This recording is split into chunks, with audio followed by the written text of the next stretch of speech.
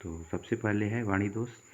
जब वक्ता की वाणी में कोई अशुद्धता या कमी होती है तो उसे वाणी दोष कहते हैं। प्रायः बच्चों में वाणी दोष पाया जाता है, लेकिन परिपक्वता आने के साथ साथ उनमें सुधार आ जाता है। यदि ऐसा नहीं होता है तो वह वाणी दोष में बदल जाता है। वाणी दोष पर सर्वाधिक प्रभाव आसपास बोली जाने वाली भाषा शैली का पड़ता है। अतः वाणी की गुणवत्ता बच्चे के परिवेश एवं उसके भाषाई अर्जन दोनों पर पड़ता है। वाणी दोष को अलग अलग रूपों में विभाजित करके हम निम्नलिखित प्रकार से स्पष्ट कर सकते हैं, जिसमें पहला है उच्चारण दोष। इस प्रकार के वाणी दोष में वाक् अक्षमता से ग्रसित बच्चे द्वारा अक्षरों का उत्पादन सही ढंग से नहीं किया जाता है। इसमें बच्चे द्वारा स्वर व्यंजनों का उच्चारण उनके उच्चारण स्थान एवं उच्चारण के तरीके के अनुसार नहीं किया जाता है। उच्चारण दोष को हम सोडा के रूप में भी जानते हैं, जहाँ एस सब्स्टिट्यूशन अर्थात इसका हिंदी अर्थ है प्रतिस्थापन, ओ ओमिशन इसका हिंदी अर्थ है छोड़कर बोलना, डी डिस्ट्रोशन इसका हिंदी अर्थ है अस्पष्ट बोलना, ए एडिशन और इसका हिंदी अर्थ है जोड़कर बोलना। तो हम लोग अब तक के जो प्रस्तुतिकरण में आप लोग यह जाने कि वाणी दोष क्या है। तो वाणी दोष के अंतर्गत मैं आप लोग को यह बतलाया कि जब भी वक्ता या जो भी व्यक्ति बोल रहा है उसके बोलने में जो त्रुटि होती है, चाहे वो उच्चारण स्थान को लेके हो या फिर उसको किसी ऑर्गेनिक प्रॉब्लम हो या उसके अंदर किसी जैविक समस्या के कारण जो है उसकी वाणी त्रुटिपूर्ण होती है, तो उसे हम लोग दोषपूर्ण वाणी के नाम से जानते हैं। जिसे हम प्रकार में आपको बतला रहे थे, तो सबसे पहले बताया उच्चारण दोष। तो उच्चारण दोष को हम लोग 4 भागों में विभाजित करते हैं और इसका नाम होता है, जिसे हम लोग प्रत्येक शब्द के अलग अलग पहले अक्षर को जो है कॉमन करके एक नए वाक्य का एक नए शब्द का निर्माण करते हैं, जिसे हम लोग सोडा के नाम से जानते हैं। तो सोडा में जैसे एस सब्स्टिट्यूशन का पहला अक्षर है, वहीं ओ ओमिशन का पहला अक्षर है, डी डिस्ट्रोशन का पहला अक्षर है और वहीं ए एडिशन का पहला अक्षर है। और चारों अक्षरों को जोड़कर हम लोग एक नया शब्द बनाते हैं, जिसे हम लोग सोडा के नाम से जानते हैं। और उच्चारण दोष को हम लोग इसी के संदर्भ में स्पष्ट करते हैं। तो सबसे पहले देखेंगे प्रतिस्थापन अर्थात सब्स्टिट्यूशन। ठीक है। इस प्रकार के श्रवण दोष से ग्रसित वाक विकारग्रस्त बच्चे शब्द के किसी अक्षर के स्थान पर दूसरे अक्षर का उत्पादन करते हैं, अर्थात अक्षर को प्रतिस्थापित करना ही प्रतिस्थापन कहलाता है। जैसे टमाटर को कमाकर बोलना, यहाँ ट को प्रतिस्थापित करके क अक्षर का उच्चारण किया जा रहा है। तो नाम यहाँ भी वही है प्रतिस्थापन, अर्थात जो एक शब्द होता है उस शब्द के अक्षर को हम लोग बच्चे द्वारा बदल दिया जाता है। और जब इस प्रकार की त्रुटि होती है तो हम लोग कहते हैं कि बच्चे में प्रतिस्थापन संबंधी वाणी दोष है। ठीक है। तो यहाँ जैसे हम उदाहरण भी दिए थे आपको, टमाटर को कमाकर बोलता है, अर्थात जो ट अक्षर है उसके स्थान पर क अक्षर को प्रतिस्थापित कर दे रहा है। तो जब भी हम लोग प्रतिस्थापन वाणी दोष की बात करेंगे तो सब्स्टिट्यूशन डिसऑर्डर तुरंत आप लोग का ध्यान जाना चाहिए कि यहाँ बच्चे द्वारा क्या किया जाता है, अक्षरों को प्रतिस्थापित कर दिया जाता है, अर्थात एक अक्षर के स्थान पर दूसरे अक्षर को रखकर वो जो है प्रस्तुत किया जाता है या व्यक्त किया जाता है।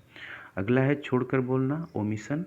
इस प्रकार के दोष के अंतर्गत वाक विकारग्रस्त बच्चे द्वारा शुद्ध उच्चारण नहीं किया जाता है, तो वह उस अक्षर को छोड़कर उच्चारित करता है। प्रायः बच्चे द्वारा प्रारंभिक अक्षर को ही छोड़ा जाता है, जैसे स्टेशन को टेशन और प्रदीप को दीप इत्यादि। ये जो छोड़कर बोलना है, इसके अंतर्गत ऐसी स्थिति आती है कि बच्चे द्वारा किसी भी कठिन अक्षर को नहीं उत्पन्न कर पाता है या उसे वहाँ समस्या होती है तो उसको छोड़ देता है। और प्रायः यह देखा जाता है कि ये जो शब्द है उसका प्रथम अक्षर के साथ ही ऐसा होता है। देखेंगे अधिकतर जो स्पीच थेरेपी रूम में हम लोग जब बच्चों को ले जाते हैं और वहाँ स्पीच का उसे प्रैक्टिकल कराते हैं, तो उस दौरान आप लोग अक्सर देखते होंगे कि जो एक शब्द है उस शब्द के प्रारंभिक अक्षर को ही छोड़ता है। जैसे आप उससे स्टेशन का उच्चारण करवाते हैं और वो इस दोष से ग्रसित है तो स्टेशन को टेशन बोलता है और प्रदीप को दीप बोलता है। किसी भी शब्द को लेता है तो उसका लगभग प्राथमिक या प्रारंभिक अक्षर को छोड़ देता है, बाकी अक्षर को उच्चारित करता है। तो अगला है अस्पष्ट बोलना या डिस्टोर्शन। इस दोष से ग्रसित वाक विकारग्रस्त बच्चे खरखराहट या शोर आ जाता है जिसमें उसकी वाणी समझने योग्य नहीं रहती है, अतः श्रोता को वक्ता की वाणी समझने में समस्या आती है।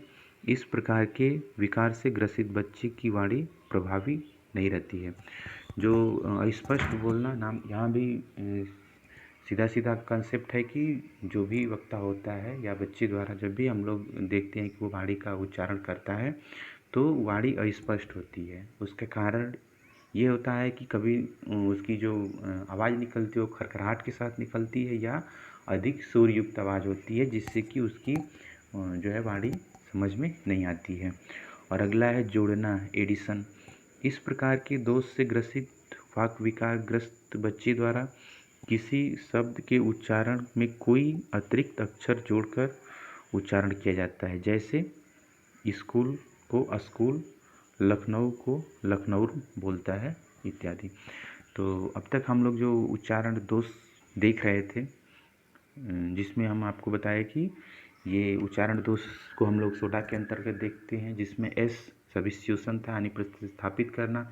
जब हम प्रतिस्थापित करने की बात कर रहे थे तो ये बताए थे कि एक अक्षर के एक शब्द के जो किसी विशेष अक्षर को स्थान पर किसी दूसरे अक्षर को रख कर उच्चारित करना प्रतिस्थापन कहलाता है। यहाँ हम उदाहरण आपको टमाटर दिए कि टमाटर के स्थान पर बच्चे द्वारा कमाकर बोला जाता है, तो ये प्रतिस्थापन दोष था। वहीं छोड़कर बोलना अर्थात जब बच्चे द्वारा बोलने में किसी प्रकार की समस्या होती है, उसे लगता है कि उस अक्षर का उच्चारण वो नहीं कर पा रहा है तो उसके अलावा वो उसे छोड़ देता है, उसको उच्चारित नहीं करता है।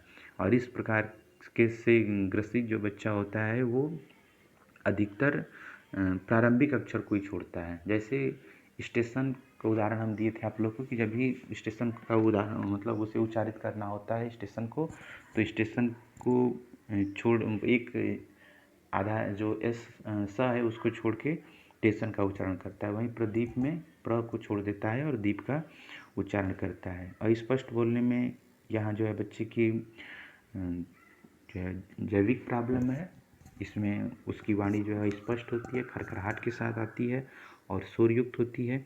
इसलिए हमें जो वक्ता की श्रोता होते हैं उनको समझ में नहीं आता और उन्हें लगता है कि ये वाणी जो है अस्पष्ट है या इसमें वाणी का दोष है। जोड़ के बोलने के अंतर्गत मैं आप लोग को बतलाया कि इसके अंतर्गत बच्चे द्वारा एक नए अक्षर को जोड़ दिया जाता है। जैसे शुद्ध अक्षर है लखनऊ, ठीक है, और अधिकतर आप देखेंगे जो बोलते हैं उसे लखनऊ बोलते हैं। वहीं स्कूल को अस्कूल बोलते हैं, यहाँ और को ऐड कर दे रहे हैं। उसी प्रकार नमक शब्द है, नमक को अधिकतर लोग निमक करके बोलते हैं। तो यदि ऐसा भी उच्चारण किया जा रहा है तो वो अशुद्ध होता है यानी वाणी दोष के अंतर्गत आता है।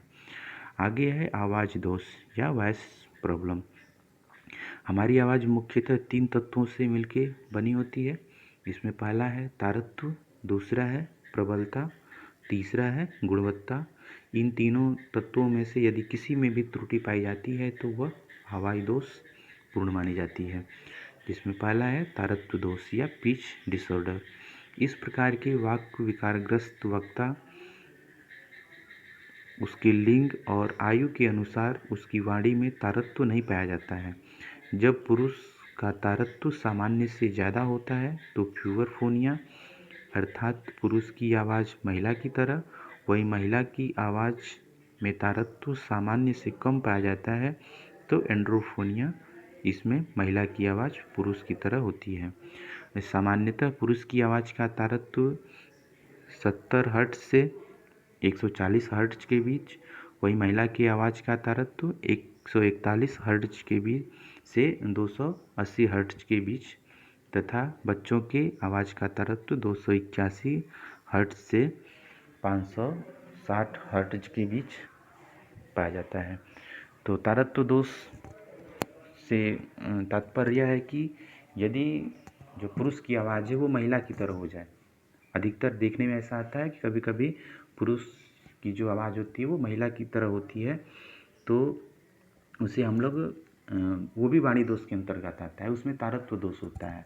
और उसका कारण क्या है, तो जैसा कि नीचे सामने दिखाया गया है कि पुरुष की आवाज़ का तारतम्य कितना होता है, तो 70 हर्ट्ज से 140 हर्ट्ज के बीच। तो ये जो एक रेशियो है कि 70 हर्ट्ज से 140 हर्ट्ज के बीच में पुरुष की आवाज़ होनी चाहिए। यदि इससे ज़्यादा होती, यानी 141 हर्ट्ज से 280 हर्ट्ज के बीच में आती है, तो उस पुरुष की आवाज़ महिला की तरह हो जाती है। तो ये एक प्रकार का दोष है, अर्थात जब पुरुष की आवाज़ महिला की तरह होती है तो हम लोग फ्यूबरफोनिया के नाम से जानते हैं, ठीक है। और वहीं जब महिला की आवाज़ पुरुष की तरह होती है तो महिला की आवाज़ पुरुष की तरह कैसे होगी, तो जो 141 हर्ट्ज से 280 हर्ट्ज के बीच में होनी चाहिए वो 140 हर्ट्ज या उससे नीचे होती है। तो इसे हम लोग कहते हैं कि ये महिला की आवाज़ पुरुष की तरह हो गई है। और ये क्या, किस श्रेणी, इसका किस नाम से जानते हैं, एंड्रोफोनिया, ठीक है। एक है फ्यूरोफोनिया, फ्यूबरफोनिया, और दूसरा है एंड्रोफोनिया। जो फ्यूबरफोनिया है उसमें पुरुष की आवाज़ महिला की तरह हो जाती है, ठीक है। और जो एंड्रोफोनिया है उसमें महिला की आवाज़ पुरुष की तरह हो जाती है, ठीक है। तो हमें यहाँ इस को याद रखना है कि आवाज़ के तारतम्य कितने होते हैं, किसके कितने कितने के बीच में होते हैं। अगला है प्रबलता दोष या लाउडनेस डिसऑर्डर। श्रवण बाधित, सेरेब्रल पाल्सी, स्वलीन, बौद्धिक अक्षमता से ग्रसित बच्चे अपनी आवाज़ की प्रबलता को नियंत्रित नहीं कर पाते हैं। वे या तो उच्च प्रबलता में आवाज़ का उत्पादन करते हैं या निम्न प्रबलता में, जिससे उनकी वाणी में कर्कशता या नीरसता पाई जाती है। तो यहाँ जैसे कि प्रबलता दोष में बतलाया कि जो श्रवण बाधित बच्चे होते हैं या सेरेब्रल पाल्सी के बच्चे होते हैं या फिर स्वलीन या बौद्धिक अक्षमता से ग्रसित बच्चे होते हैं जिनका कि अपनी आवाज़ की प्रबलता पर नियंत्रण नहीं होता है, तो वो या तो काफ़ी उच्च प्रबलता की आवाज़ में बात करते हैं या काफ़ी निम्न में करते हैं। और ये आवाज़ नीरस होती है या कर्कश होती है। यदि बहुत ज़्यादा उच्च आवाज़ में यदि बात करते हैं तो उसे हम लोग कर्कशता की श्रेणी में लाते हैं, और निम्न में करते हैं तो ये नीरस हो जाती है। और आवाज़ मधुर कैसी होती है, या ऐसी आवाज़ होती है जिससे में लोग जुड़े रहें, तो हमें जो है परिस्थिति के अनुसार, या फिर कहें कि एक वाक्य में जो भी हम उच्चारण करते हैं तो उस वाक्य के अनुसार हमारे आवाज़ में जो है जो है लाउडनेस ज़्यादा या कम होना चाहिए। हम कितने बड़े हल को संबोधित कर रहे हैं, कैसे वार्तालाप कर रहे हैं, यदि दो व्यक्ति वार्तालाप कर रहे हैं और वो आवाज़ बड़े हाल की तरह हो, तो वहाँ भी प्रबलता दोष है यानी वाणी दोष है के अंतर्गत आता है। और यदि बड़े हाल को हम संबोधित कर रहे हैं और हमारी आवाज़ की प्रबलता एक दो व्यक्तियों के वार्तालाप की तरह हो, तो हम कहेंगे कि वहाँ भी हमारी वाणी जो है डिसऑर्डर है और लोग हमारी वाणी पर उतना फोकस नहीं कर पाते या उसको ध्यान से नहीं सुनते हैं। अगला है गुणत्व दोष यानी क्वालिटी डिसऑर्डर। गुणत्व दोष से ग्रसित बच्चों की आवाज़ आकर्षित करने की क्षमता, बच्चों की आवाज़ में आकर्षित करने की क्षमता कम होती है। इसमें वाणी का उच्चारण करते समय मुख से ज़्यादा वायु निकलती है, जिससे आवाज़ में टूटन भी होती है। गुणत्व दोष यानी आवाज़ की जो क्वालिटी होनी चाहिए वो क्वालिटी है या नहीं है। तो संक्षेप में ये इसका मतलब है, अर्थ है। तो हम ये देखते हैं कि कुछ बच्चे ऐसे होते हैं कि जो बोलते हैं उसमें मुख में ज़्यादा वायु निकालते हैं। यदि उनके मुख से ज़्यादा वायु निकलती है तो जो है एक पूर्ण सेंटेंस नहीं बोल पाते हैं, पहला। दूसरा ये कि जो उतार चढ़ाव होता है सेंटेंस में वो उनमें नहीं नज़र आता है। इस कारण से उनकी वायु में उसकी आवाज़ में त्रुटन भी होती है, और एक पूर्ण सेंटेंस न बोल पाने के कारण उनकी जो वाणी भी होती है वो दोषपूर्ण होती है, ठीक है। तो जब भी हम लोग गुणत्व दोष की बात करेंगे तो हमारा सीधा सा कॉन्सेप्ट रहेगा कि जिस वाणी में यदि वक्ता द्वारा बोलते दौरान ज़्यादा वायु निकलता है और वाणी इस कारण से टूटन होती है, ज़्यादा वायु निकलेगा तो एक प्रॉपर जो सेंटेंस, बड़ा सेंटेंस बोलना है या पूर्ण सेंटेंस बोलना है वो वक्ता द्वारा नहीं बोल पाया जाता है, और फिर उसमें इस टूटन के कारण जो है आवाज़ जो है या वाणी उसकी प्रभावपूर्ण नहीं होती है, और ये गुणत्व दोष के अंतर्गत आता है। अगला है अनुनासिक स्वरता। इस प्रकार के दोष में प्रायः सभी प्रकार के ध्वनियों का उच्चारण करते समय नासिका गुहा का प्रयोग किया जाता है, जिस कारण ध्वनि अनुनासिक स्वरता के साथ बाहर निकलती है। आप लोग को जब मैं प्रारंभिक स्टेज में क्लासरूम लेक्चर में पढ़ा रहा था, तो उसमें मैं आप लोग को बताया था कुछ चीज़ें हमें पूरी स्पीच थेरेपी में कॉमन है और उससे हमें ध्यान में रखना चाहिए, जैसे उच्चारण तंत्र, और इसके साथ जो हमारे स्वर विज्ञान है उसमें किस प्रकार से जो है अक्षर का उच्चारण किया जाता है और उनकी उच्चारण स्थान क्या क्या हैं, और फिर डिसऑर्डर कौन से हैं जिसकी अभी हम बात कर रहे हैं। तो इसमें अनुनासिक जो शब्द आया, इससे पहले मैं आप लोग को बताया था कि दो होता है, एक होता है अनुनासिक और एक होता है निरनुनासिक। जो हम निरनुनासिक की बात करते हैं तो उसमें ऐसी ध्वनियाँ जिसमें कि नासिका गुहा का प्रयोग नहीं होता है, जिसका उच्चारण सिर्फ मुख गुहा से होता है। तो यहाँ क्या होता है कि जो निरनुनासिक ध्वनियाँ होती हैं उनके उच्चारण करने के दौरान बच्चे में अनुनासिकता का प्रयोग किया जाता है, अर्थात जिस सेंटेंस को जिस शब्द को या जिस अक्षर को नासिका से नहीं बोलना है, सिर्फ मुँह गुहा से बोलना है, उसको भी बच्चे द्वारा नासिका गुहा से उच्चारित किया जाता है। इस कारण अनुनासिका स्वरता का दोष पाया जाता है।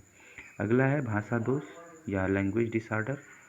ठीक है, भाषा संबंधी दोष किसी भी व्यक्ति में हो सकता है। बच्चे में भाषा संबंधी विकास के लिए शारीरिक, बोधात्मक, संवेगात्मक एवं सामाजिक वातावरणीय पहलुओं को ध्यान में रखा जाता है, क्योंकि भाषा का प्रारंभिक तौर पर इन्हीं पक्षों पर निर्भर करता है। यदि उक्त पहलुओं में कोई कमी होती है तो संभव है कि भाषा दोष पूर्ण हो सकती है। भाषा संबंधी दोष को 3 रूपों में विभाजित किया जा सकता है। इसमें पहला है भाषा को ग्रहण करने की समस्या या दोष, और दूसरा है भाषा को अभिव्यक्त करने की समस्या या दोष, और तीसरा है मिश्रित दोष। तो जो भाषा दोष है, तो हमें एक चीज़ भाषा के बारे में जब भी हम बात करें तो हमें कुछ बिंदुओं को अपने ध्यान में रखना पड़ेगा। जैसे कि सभी हिंदी बेल्ट हैं, चाहे वो पश्चिमी उत्तर प्रदेश हो या पूर्वी उत्तर प्रदेश हो या बिहार हो, लेकिन हम लोग देखते हैं कि वहाँ की जो स्थानीयता है, वहाँ की जो वातावरणीय जो है समस्याएं हैं, उसके कारण वाणी में विभेद होता है और अलग अलग प्रकार के हिंदी का ही उच्चारण अलग अलग तरीके से किया जाता है। तो जब भी हम इस दोष को मूल्यांकित करेंगे तो इस तथ्य को ध्यान में रखेंगे कि जो व्यक्ति वाणी का उत्पादन कर रहा है वो कहाँ से आ रहा है। यदि अधिकतर हम लोग देखते हैं कि यदि बिहार के लोग वोट शब्द का उच्चारण करते हैं तो वोट को भोट कहते हैं, तो वो उनकी लोकल समस्या है और ये पूरे बिहार के स्तर पर बोला जाता है।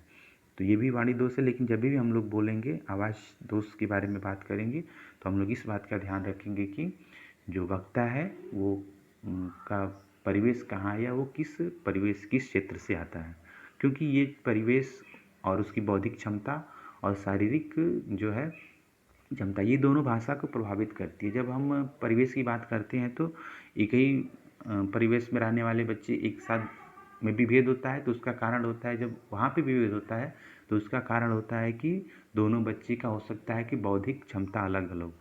यहाँ बौद्धिक क्षमता का हम उपयोग इसलिए कर रहे हैं क्योंकि शब्दों के जो है एक संग्रह होता है, जो भाषाई स्तर होता है, जिसमें कि आप लोग को हम बताएं कि भाषाई स्तर में कितना शब्दों का ज्ञान हमारे पास शब्द भंडार है और उस शब्द भंडार का प्रयोग हम कैसे कर रहे हैं। तो ये बौद्धिक क्षमता पर निर्भर करता है कि हमें कितने शब्द पता हैं, उसका हम कैसे उपयोग कर सकते हैं। वहीं शारीरिक क्षमता, यानी कभी कभी ये देखा जाता है कि जो बच्चे छोटे होते हैं और शारीरिक दुर्बलता के कारण उनमें भाषाई विकास लेट हो जाता है, तो कभी कभी शारीरिक दुर्बलता भी प्रभावपूर्ण होती है, प्रभावित करती है भाषा के जो है विकास को, तो वहाँ भी भाषा दोष आ जाता है। तो यहाँ हम देखेंगे भाषा को ग्रहण करने संबंधी दोष को। भाषा को ग्रहण करने की समस्या तब उत्पन्न होती है जब बच्चे में किसी आदेश या निर्देश को समझने की उसकी आयु से कम पाई जाती करने की क्षमता उसकी आयु से कम पाई जाती है। ऐसी स्थिति में यह समझा जाता है कि बच्चे में भाषा ग्रहण करने संबंधी दोष है।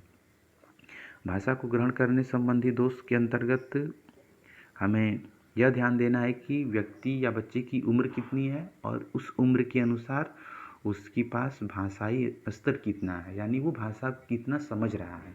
भाषा के समझने का तात्पर्य, जैसे आपने कहा कि एक गिलास पानी लाओ, तो वो समझ रहा है कि नहीं, एक गिलास पानी लाओ, वो इस वाक्य को समझ पा रहा है कि नहीं। हो सकता है कि उसका भाषाई स्तर इतना कम हो कि वो इस सेंटेंस को नहीं समझ पा रहा हो। तो यदि नहीं समझ पा रहा है और उसकी उम्र के अनुसार, यदि हम छोटे बच्चे की बात करते हैं तो हो सकता है वो न समझे, लेकिन यदि उसकी आयु 4 या 5 साल की हो गई है और उसके बाद भी वो नहीं समझ पा रहा है, तो हम कहेंगे कि उसको भाषा ग्रहण करने संबंधी उसमें दोष है। वही अगला है अभिव्यक्त करने संबंधी दोष। भाषा को अभिव्यक्त करने संबंधी दोष से तात्पर्य है कि बच्चे द्वारा संबंधित भाषा एवं शब्दों की जानकारी होने के बाद भी उसे वाक्य के रूप में परिवर्तित नहीं कर पा रहा हो।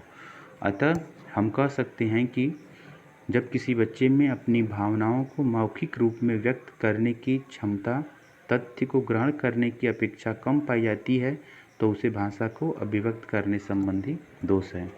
यहाँ कहने का तात्पर्य है कि जो हमारे पास शब्द भंडार है, यदि बच्चे के पास पर्याप्त रूप से शब्द भंडार है और उस शब्द भंडार का प्रयोग वो वाक्य के रूप में नहीं कर पा रहा है या उसको अभिव्यक्त नहीं कर पा रहा है, तो हम कहेंगे कि उसको अभिव्यक्त करने संबंधी दोष है। ठीक है, अभिव्यक्त करने सीधा सीधा मतलब ये है कि जितना आपके पास भाषाई स्तर का ज्ञान है और उस भाषाई स्तर के ज्ञान के आप थोड़े से भाग का प्रयोग जो है उसको अभिव्यक्त करने के रूप में कर रहे हैं, यानी बोलने के रूप में कर रहे हैं, तो आपको भाषा को अभिव्यक्त करने संबंधी दोष है। अगला है मिश्रित दोष।